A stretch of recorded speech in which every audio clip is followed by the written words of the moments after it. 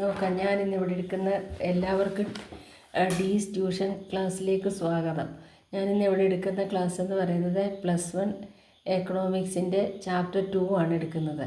അതിലെ Indian economy 1950 to 1990 അതാണ് ഞാനിന്ന് എടുക്കുന്നത്. അപ്പം നോക്കാം. As A result of colonial rule Indian economy became backward and unbalanced one.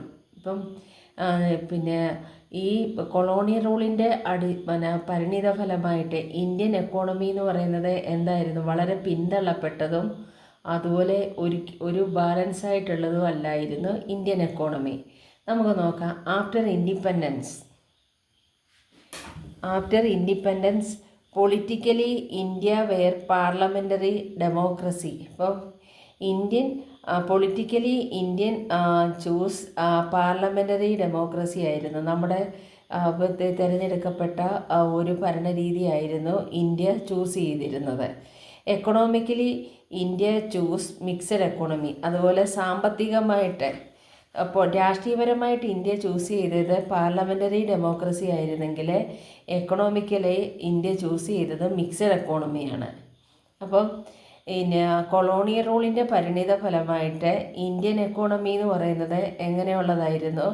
Backward ആയിരുന്നു, അൺബാലൻസ്ഡ് ആയിരുന്നു. After independence politically India choose parliamentary democracy, economically India choose mixed economy. നോക്കാം. 3 types of economic system. 3 ടൈപ്പിലെ ഉള്ള economic system ഉണ്ട്, സാമ്പത്തികമായിട്ടുള്ള systems. നോക്കാം. Capitalism നോക്കാം. അതിൻ്റെ features നോക്കാം. എന്ന് വെച്ചാൽ പിന്നെ മുതലാളിത്ത വ്യവസ്ഥയിലുള്ള അതിൻ്റെ ഫീച്ചേഴ്സ് നമുക്ക് നോക്കാം. അതിൻ്റെ ഫീച്ചേഴ്സ് എന്ന് പറയുന്നത് ownership of all factors by private sector. എല്ലാ ഓണർഷിപ്പും ആരുടെ കയ്യിലായിരിക്കും? പ്രൈവറ്റുകാരുടെ കയ്യിലായിരിക്കും. പ്രൈവറ്റ് കമ്പനീസ് അല്ലെ ഒരു വ്യക്തിയോ ഒരു പ്രൈവറ്റ് പാർട്ടിയുടെ കയ്യിലായിരിക്കും എല്ലാ ഓണർഷിപ്പും. അതുപോലെ പ്രോഫിറ്റ് മോട്ടീവ്. കമ്പനികളുടെ അല്ലെങ്കിൽ ഫേമുകളുടെ അല്ലെ വ്യക്തിയുടെ മെയിൻ എയിം എന്ന് പറയുന്നത് മാക്സിമം പ്രോഫിറ്റ് അച്ചീവ് ചെയ്യുക എന്നുള്ളതാണ്. അടുത്തതെന്ന് പറയുന്നത് സോഷ്യലിസം. നോക്കാം. Its features ownership of all factors by government or public sector. അപ്പോൾ ഈ സോഷ്യലിസത്തിലെ ഓണർഷിപ്പ് എന്ന് പറയുന്നത് ആരുടെ കയ്യിലായിരിക്കും? ഗവൺമെൻറ്റിൻ്റെ കയ്യിലോ അല്ലെങ്കിൽ പൊതുമേഖലാ സ്ഥാപനങ്ങളുടെ കയ്യിലോ ആയിരിക്കും. വെൽഫെയർ മോട്ടീവാണ് മെയിനായിട്ടുള്ള അവരുടെ ലക്ഷ്യം എന്ന് വെച്ചാൽ ക്ഷേമം. പിന്നെ പ്രൈവറ്റ് സെക്ടറിൽ ക്യാപിറ്റലൈസേഷനിൽ എന്താണ്? പ്രോഫിറ്റ് മോട്ടീവാണ്. ഇനി അടുത്തതെന്ന് പറയുന്നത് മിക്സഡ് എക്കോണമി എന്ന് പറയുമ്പോൾ നോക്കാം. Features mixture of capitalism and socialism. ക്യാപിറ്റലിസത്തിൻ്റെയും ഉണ്ട് സോഷ്യലിസത്തിൻ്റെയും ഹാഫായിട്ടുള്ള ക്യാരക്ടറാണ്. നോക്കാം.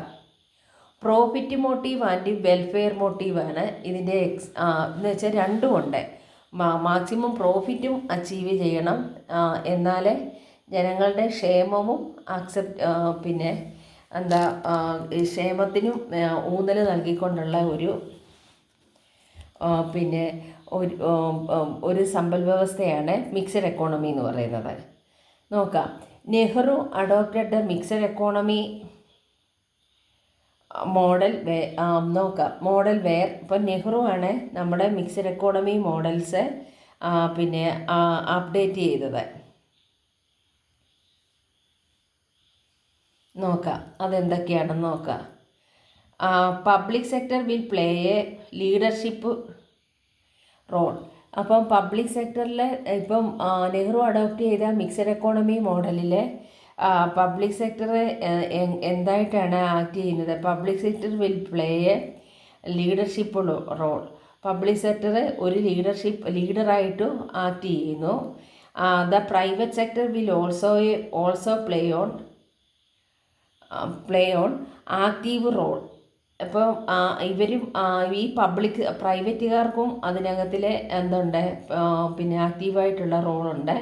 But it will be controlled by the government. പക്ഷേ ഇപ്പോൾ 100 ഷെയർ ഉണ്ടെങ്കിൽ അതിൽ 51% ആരുടെ കയ്യിലായിരിക്കും? ഗവൺമെൻറ്റിൻ്റെ കയ്യിൽ 49% പ്രൈവറ്റിൻ്റെ കയ്യിൽ കാണത്തുള്ളൂ. അപ്പോൾ ലീഡർഷിപ്പ് ആരുടെ കയ്യിലാണ് ആയിരിക്കും? ഗവൺമെൻറ്റിൻ്റെ കയ്യിൽ. There will be comprehensive planning. ഇതൊരു സമഗ്രമായിട്ടുള്ള പ്ലാനാണ്. നോക്കാം അടുത്തത്. Economic planning on 5-year plans. Planning aims at systematic and balanced development of the economy. ഒരു പ്ലാനിങ് എന്ന് പറയുന്നത് തന്നെ എന്താണ്? Planning is deciding in advance എന്നാണ് പറയുന്നത്. അപ്പോൾ നമ്മൾ അഡ്വാൻസായിട്ട് ചിന്തിക്കും. Planning aims at systematic and balanced development of the economy.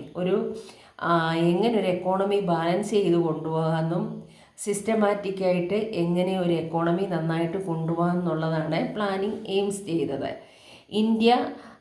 India stated planning from 1951. India started planning from എന്നാണ്? 1951. ഇന്ത്യയിലെ പ്ലാനിങ് സ്റ്റാർട്ട് ചെയ്തത് എന്നാണ്? 1951. We adopted Soviet model 5-year plans. അതുപോലെ സോവിയറ്റ് മോഡൽ 5-year പ്ലാൻസ് ആണ് നമ്മൾ അഡോപ്റ്റ് ചെയ്തത്. The architect of the Indian planning is PC മെഹ്ലനോബിസ്.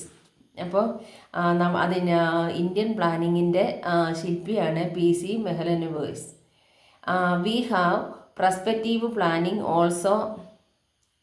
It is long term plan which gives target to achieve in 20 years. അപ്പം ഒരു 5-year plan ആണെങ്കിലും അതിൻ്റെ നമുക്ക് അതിൻ്റെ ടാർഗറ്റ് അച്ചീവ് ചെയ്യാൻ എത്ര വർഷമെങ്കിലും എടുക്കും? 20 years എടുക്കും. അങ്ങനെയുള്ളൊരു പ്ലാൻസാണ് ഇന്ത്യൻ എക്കോണമി ഫോളോ ചെയ്തത്. In 1950 the planning commission was set up. അപ്പോൾ 1950 ഇന്ത്യയിലെ പ്ലാനിംഗ് കമ്മീഷൻ ആരംഭിച്ചു.